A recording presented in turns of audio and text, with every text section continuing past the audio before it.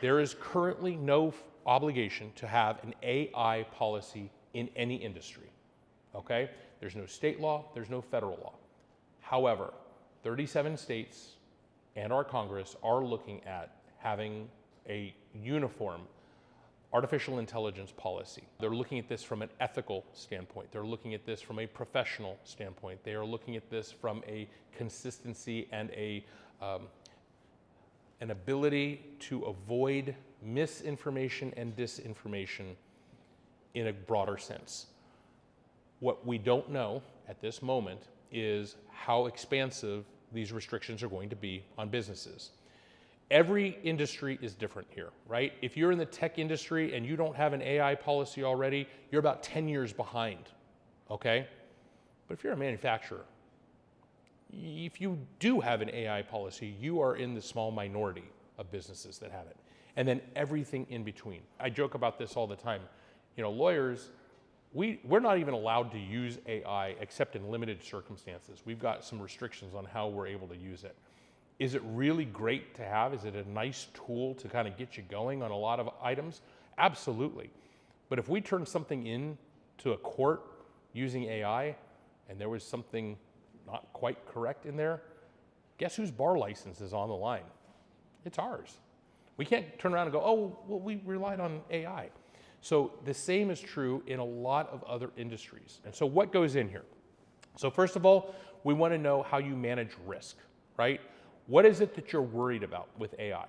Are you worried about misinformation or disinformation? Are you worried about language being used that's not compliant or consistent with the messaging that you have as a business or an organization? Second, are there any relevant laws that apply to your industry that are unique that you have to make sure that you've got compliance with?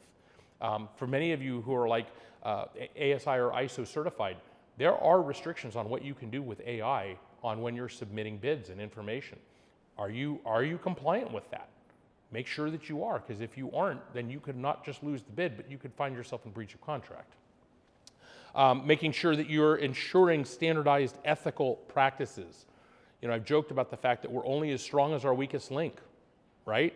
If you've got somebody who just uses AI to draft anything and everything, and they're not actually using their own better judgment when drafting emails or correspondence or communications with your clients, then you know that person is going to be very different than the person who's crafting things, I hate to say from scratch, but using their own intelligence and their own unique strategy set. So just be careful from that so you've got consistency and strategy.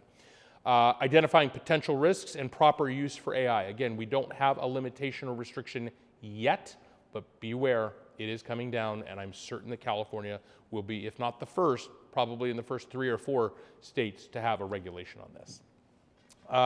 So my recommendation, if you are concerned about this, if it's something that is part of your practice, meet with counsel now, sit down, craft something that is tailored to your industry, tailored to your practice, and then roll out the policy and train your folks on it so that everybody knows what the expectations are.